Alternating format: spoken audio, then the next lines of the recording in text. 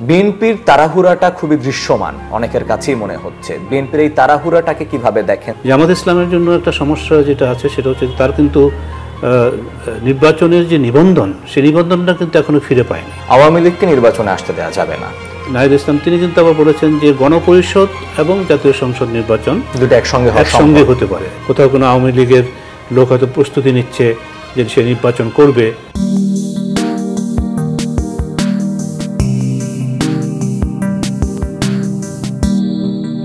স্বাগত জানাচ্ছি ইউএনবির সাপ্তাহিক আয়োজন লাইট অ্যান্ড লেন্সে। আজকে লাইট অ্যান্ড লেন্সে আমরা কথা বলবো বাংলাদেশের জাতীয় নির্বাচন নিয়ে। বেশ কয়েক দিন ধরেই বলবো, কয়েক মাস ধরেও আসলে জাতীয় নির্বাচন নিয়ে বিভিন্ন মহলে বিভিন্ন রকমের কথা হচ্ছে। এমনকি প্রধান উপদেষ্টা পর্যন্ত জাতীয় নির্বাচন নিয়ে বেশ কয়েকবার তার নিজের ভাষ্য পরিষ্কার করেছেন। আজকে আমরা আলোচনা করব জাতীয় নির্বাচন কবে হতে পারে, কখন হতে পারে, কিভাবে হতে পারে, সেটির পরিকাঠামো কেমন থাকতে পারে। এবং আমাদের সঙ্গে আজকে আলোচনায় যুক্ত হয়েছেন ইউএনবির অ্যাডভাইজরি এডিটর ফরিদ ভাই। ফরিদ ভাই, আপনাকে স্বাগত জানাচ্ছি লাইট অ্যান্ড লেন্সে। ধন্যবাদ। ফরিদ ভাই, যদি সহজভাবে জানতে চাই, প্রধান উপদেষ্টা তিনি বলেছেন ডিসেম্বর মাসে জাতীয় নির্বাচন হতে পারে যদি সংস্কার কম চাই, যদি বেশি সংস্কার চাই সেটা জুলাই পর্যন্ত এক্সটেন্ড করতে পারে।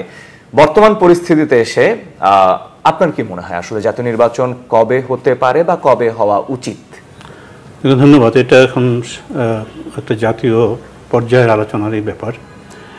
আপনি যেটা বললেন যে প্রধান উপদেষ্টা বলেছেন যে একটা সম্ভাব্য কথা তিনি আগেও বলেছেন যে ডিসেম্বরে নির্বাচন হতে পারে। সেক্ষেত্রে তারা যে সংস্কারের পরিকল্পনার কথা বলছে সেই সংস্কারগুলো একটু কম করতে হবে, এটাকে ছোট প্যাকেজ হিসাবে। আবার তিনি শুরুতেই বলেছিলেন যে হয় ডিসেম্বরে নির্বাচন করতে পারে, আবার নয়তো বড় জোর 2026-এর জুন পর্যন্ত, জুনের মাঝামাঝি নির্বাচন হতে পারে।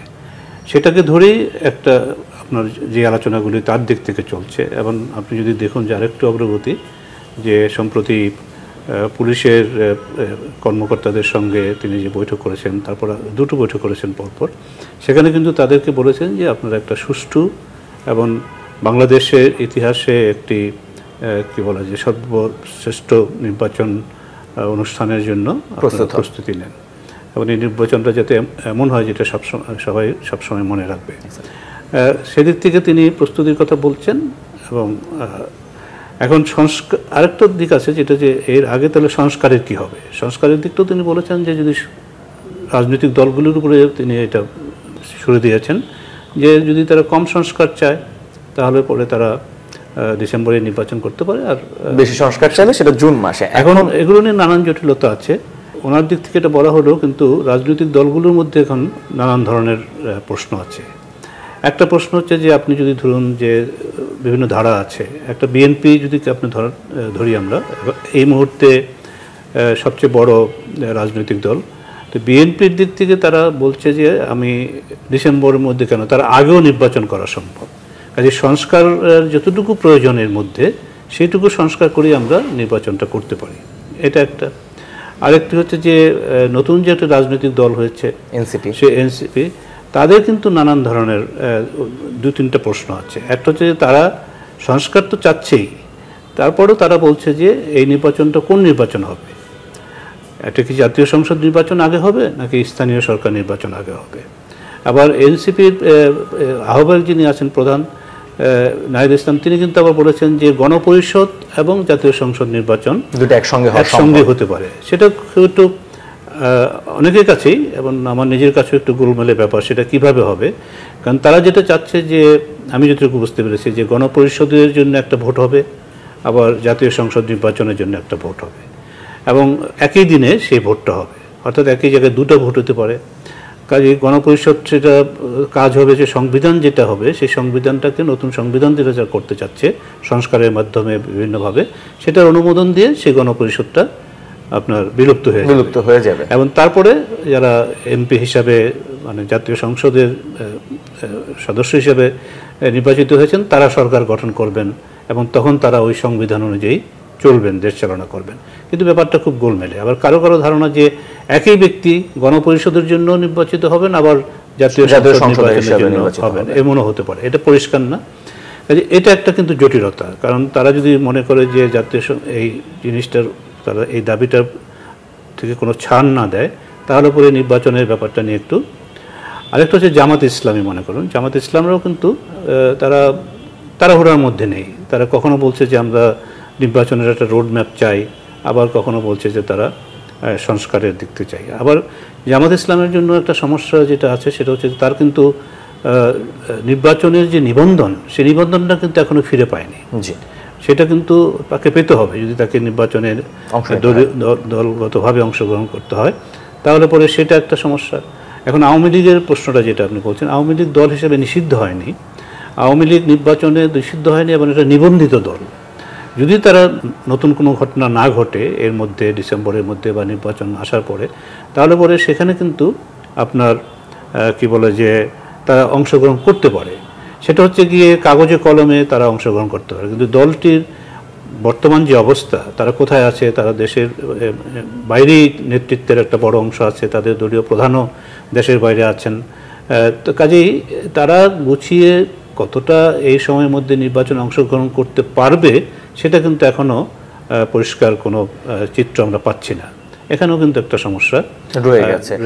যদি একটু ছোট জিনিস জানতে চাই, সেটা হচ্ছে নির্বাচনের তাড়াহুড়ার কথা বলছিলেন। এনসিপি এবং জামাতের ভিতর আমরা তেমন কোনো তাড়াহুড়া দেখতে পাই না, কিন্তু বিএনপির ভিতর আমরা যথেষ্ট পরিমাণে তাড়াহুড়াও দেখতে পাচ্ছি। পাশাপাশি এনসিপি এবং জামাত তাদের কথা হচ্ছে যে জাতীয় নির্বাচনের আগে স্থানীয় নির্বাচন হওয়া উচিত, তাহলে আমরা এনসিপির হাসনাত আব্দুল্লাহরও সেই কথা যে সরকারের শক্তিমত্তা বুঝতে পারবো জাতীয় নির্বাচন করার মতো। কিন্তু বিএনপির কথা হচ্ছে যে জাতীয় নির্বাচনের আগে আমরা কোনো ধরনের নির্বাচন, অন্য কোনো নির্বাচন মানব না। বিএনপির তাড়াহুড়াটা খুবই দৃশ্যমান, অনেকের কাছেই মনে হচ্ছে। বিএনপির এই তাড়াহুড়াটাকে কিভাবে দেখেন, যে এটা মানে গণতন্ত্রের জায়গা থেকে লজিক্যাল কিনা? যেটা বিএনপি বলছে ডিসেম্বরের মধ্যে নির্বাচন হলে গণতন্ত্রের পথ সঠিক থাকবে। এবার যদি হচ্ছে এই তাড়াহুড়াটাকে অন্যভাবে দেখেন, আপনি কিভাবে আসলে এটাকে বিশ্লেষণ করবেন? দেখুন, একটা রাজনৈতিক দল হিসেবে বিএনপি যে অবস্থাটা নিচ্ছে, আমি মনে করি যে এটাকে যদি আপনি বলেন যে তাড়াহুড়া, সেটা ঠিক মানে হবে না, তাদের প্রতি ব্যাপারটা অন্যায্য হবে। কারণ একটা দল হিসাবে বিএনপি দীর্ঘদিন ধরে ক্ষমতার বাইরে আছে, তারা এখন সবচেয়ে বড় দল হিসাবে প্রতিষ্ঠিত, এবং সামনে যে নির্বাচনটা যদি হয় সেই নির্বাচনে তারাই জয়ী হওয়ার সম্ভাবনা বেশি। কাজে তার দিক থেকে কিন্তু এইটা চাওয়াটা খুব স্বাভাবিক। এবং এখানে যে জিনিসটা হচ্ছে যে শুধু বিএনপি নয়, বাংলাদেশের মানুষের একটা বড় অংশের মধ্যেই একটা ধারণা আছে, এখানে কিন্তু আমাদের মধ্যে একটা বিভক্তি আছে। একটা অংশের ধারণা আছে যে নতুন সরকার এসছে, অন্তর্বর্তী সরকার, তার কাজ হবে এই আইন শৃঙ্খলা পরিস্থিতি এবং অর্থনীতিকে ঠেকা দিয়ে, এবং এই সংবিধানের মধ্যেই আপনার কি বলে যে তত্ত্বাবধায়ক, সে তো নিজেই একটা তত্ত্বাবধায়ক সরকার ব্যবস্থা, কাজে তার অধীনেই সে একটা নির্বাচন করে, যে নির্বাচনটা তত্ত্বাবধায়ক অধীনে আগে যে নির্বাচনগুলো হয়েছে মোটামুটি সুষ্ঠু নির্বাচন হিসেবে, কারচুপিবিহীন নির্বাচন হিসেবে, অবাধ নির্বাচন হিসেবে স্বীকৃত, সেই ধরনের একটা নির্বাচন তার দিয়ে দেওয়া উচিত, এবং সেই নির্বাচনের জন্য বিএনপি সেটা বলছে। আর বিএনপি সেখানে বর্তমান সরকারের আরেকটা সন্দেহ তৈরি হয়েছে, কারণ বর্তমান অন্তর্বর্তী সরকারের সঙ্গে এনসিপির যে সম্পর্ক, এবং এখানে তারা মনে করছে যে এখানে একটা পৃষ্ঠপোষকতা পাচ্ছে, সেই জায়গাটার মধ্যে তাদের সন্দেহ হচ্ছে যে তারা নির্বাচনকে প্রলম্বিত করতে চাচ্ছে, বিলম্বিত করতে চাচ্ছে। তার কারণ হচ্ছে যে তারা ইতিমধ্যে এই দলটি গড়ে উঠবে এবং মাঠ পর্যায়ে যেতে পারবে, এবং সেটা হচ্ছে ইচ্ছা। তো কাজে তাদের এই সন্দেহটা দানা বেঁধেছে, এবং খুব অযৌক্তিক কিছু না। এবং এই জায়গাটার মধ্যে আরেকটা হচ্ছে বিএনপি যেটা নতুন করে দেখছে, যে আপনি যদি 1-11 দিকে যান, যে 1-11 দিকে কিন্তু তখন দুটো বড় দল, আওয়ামী লীগ এবং বিএনপি, বা যদি ওইভাবে বলেন যে শেখ হাসিনা এবং খালেদা জিয়াকে বাদ দিয়ে তৃতীয় একটা শক্তি, তৃতীয় একটা উত্থানের চেষ্টা করা হয়েছিল, এবং তারা বলেছিল যে এদের দিয়ে হবে ইত্যাদি। তারা আবার দেখতে পাচ্ছে যে এখন আবার সেই একই ধারা -2 যেটাকে বলা হয়, যেটা ফিরে আসার ষড়যন্ত্র চলছে। আমি মনে করি যে বিএনপি সেই দিক থেকে দেখছে, এবং তার যে নানানমুখী কারণ আছে আপনার তার নির্বাচনের জন্য, তারা বলতে চাচ্ছে যে আমরা এই আন্দোলনটা যে হয়েছে, যেখান থেকে যেভাবে শুরু হোক না কেন, গণ অভ্যুত্থান হোক, এখানে কিন্তু মানুষ তার একটা ভোট দেওয়ার অধিকারের জন্য উন্মুখ হয়ে আছে, এবং গত 3টি নির্বাচন তারা ভোট দিতে পারেনি, তারা এখন ভোট দিতে পারবে, এবং একটি অন্তর্বর্তী সরকার আছে, সেই সরকারের অধীনে সেই ভোটটা হবে, এবং বা অন্য কোনো প্রক্রিয়া সেটা হবে, সেটা হয়ে জনগণের রায় দিয়ে যদি আপনার একটা সরকার গঠিত হয়, এই সরকার তো জনগণের রায়ের না, সেটা গণ অভ্যুত্থানের রায়, সেটা একটা ভিন্নতা আছে। কাজে এই জায়গাটার মধ্যে যদি আমি একটা শক্তিশালী, তার একটা শক্তি থাকবে, এবং তখন বর্তমানে যে চ্যালেঞ্জগুলো আছে আইন শৃঙ্খলা থেকে শুরু করে, অর্থনীতি থেকে শুরু করে, রাজনৈতিক স্থিতিশীলতা শুরু করে, সেটা তখন একটা কি বলে যে আমরা শক্ত জায়গায় যাব। সেটা হচ্ছে বিএনপির দৃষ্টিভঙ্গি। কিন্তু জিনিসটা এরকম কেন হলো ফরিদ ভাই যে জামাতের সাথে এনসিপির সম্পর্কটা হয়ে গেল বেশ ভালো সম্পর্ক, যে তাদের ভিতরে বাকবিতণ্ডার জায়গাটা খুব কম, কিন্তু বিএনপির সাথে আমরা বর্তমানে দেখতে পাচ্ছি বৈষম্য বিরোধী ছাত্র আন্দোলন বা এনসিপির সম্পর্কটা খুব একটা ভালো না বর্তমানে, যদি তাদের বক্তব্যগুলোকে আমরা বিশ্লেষণ করি।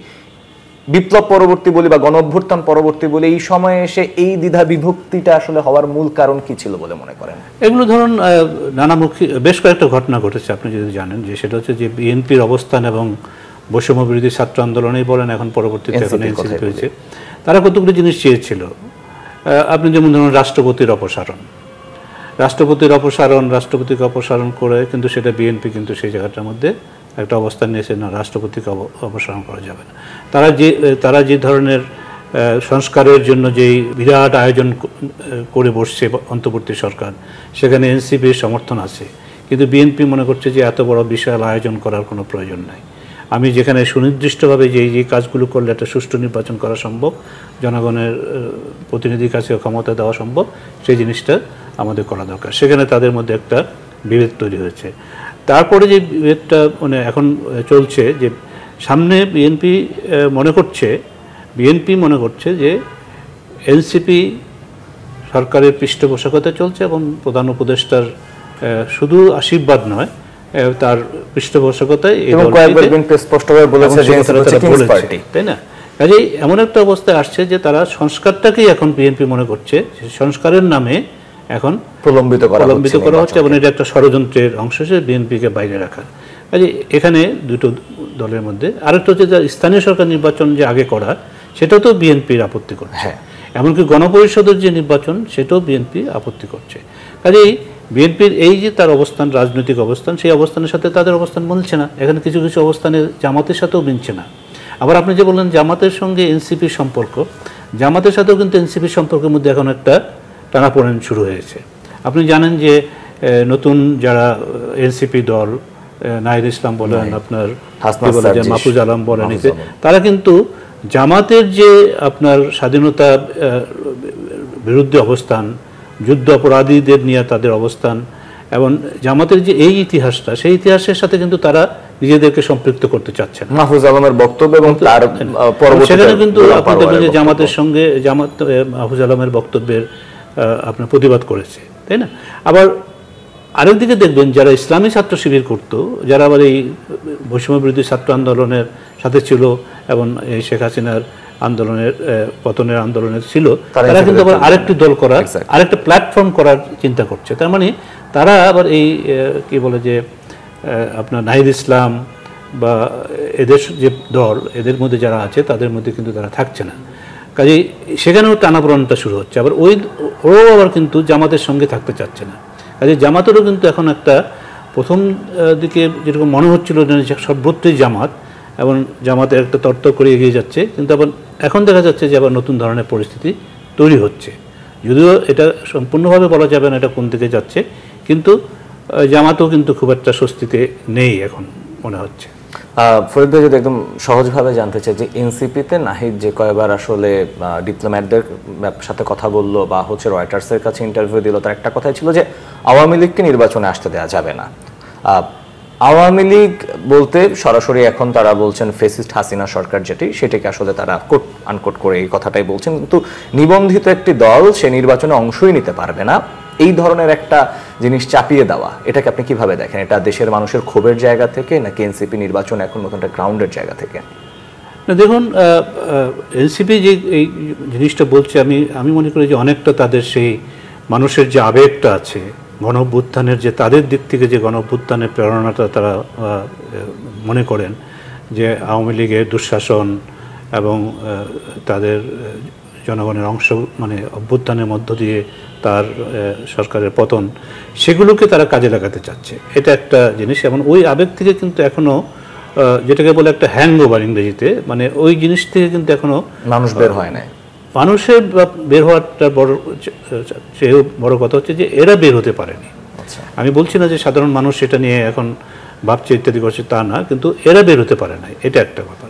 আরেকটা হচ্ছে যে আপনার আমি জানি না, এটাও আরেকটা হতে পারে যে আওয়ামী লীগ যদি নির্বাচনে মাঠে চলে আসে এবং তারা যদি সেই সুযোগটা পায়, তারা হয়তো নির্বাচনে ভালো করতে পারবে না বা বড় মানে একেবারে ক্ষমতা গ্রহণের মতো একটা অবস্থায় চলে যেতে পারে তাও না, তাদের আসন সংখ্যা অনেক কমও হতে পারে, কিন্তু সেটাকে তারা মনে করে যে এই আওয়ামী লীগকে তার একটা আবার এখানে একটা রাজনীতি করার সুযোগ তৈরি করে দেওয়া, তারা সংগঠনকে আবার নতুন করে তৈরি করার মানে সংগঠিত হওয়ার একটা সুযোগ করে দেওয়া হবে, এবং সেটা ভবিষ্যতে কিন্তু এনসিপির জন্য বলেন অন্যান্য রাজনৈতিক দলগুলোর জন্য, বিশেষত এনসিপির জন্য কিন্তু একটা চ্যালেঞ্জ হয়ে যেতে পারে।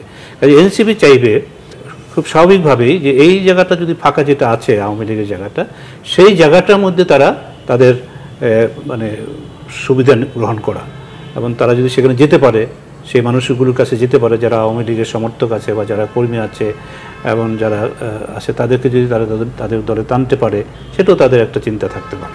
কাজেই এখানে এই ব্যাপারগুলো ইত্যাদি। কিন্তু সমস্যাটা তাদের জন্য যেটা হচ্ছে যে আপনি যতক্ষণ পর্যন্ত না তার নিবন্ধন বাতিল না হচ্ছে, যতক্ষণ পর্যন্ত না তাকে আপনার কি বলে যে নিষিদ্ধ ঘোষণা না করছেন, ততদিন তো আপনার এই দল তো থাকবেই এবং তার অধিকার থাকবে। কিন্তু সেখানে যে সমস্যাটা তৈরি হতে পারে যদি নির্বাচনটা এর মধ্যে চলেই আসে, বা তাহলে পরে আবার আওয়ামী লীগকে নিষিদ্ধ করা হলো না, তার নিবন্ধনও থাকলো, আবার তাকে নির্বাচনে অংশগ্রহণ করতে নির্বাচন কমিশন হয়তো সেটা করলো, কিন্তু আমরা যেটা এখন দেখতে পাই যে অনেক কিছু সমস্যার সমাধান যখন আসে সকল মব ভায়োলেন্সের মাধ্যমে সেটা সমাধান করার একটা উদ্যোগ, যে আপনি কাউকে কিছু করতে পারছেন না, সেখানে গিয়ে একটা মব তৈরি করে প্রেশার তৈরি করলেন ইত্যাদি। তো সেই জিনিসগুলো কোথাও কোনো আওয়ামী লীগের লোক হয়তো প্রস্তুতি নিচ্ছে যে সে নির্বাচন করবে বা সেই ধরনের আয়োজন করছে, সেখানে গিয়ে আপনি মব তৈরি করলেন। আবার যখন আমরা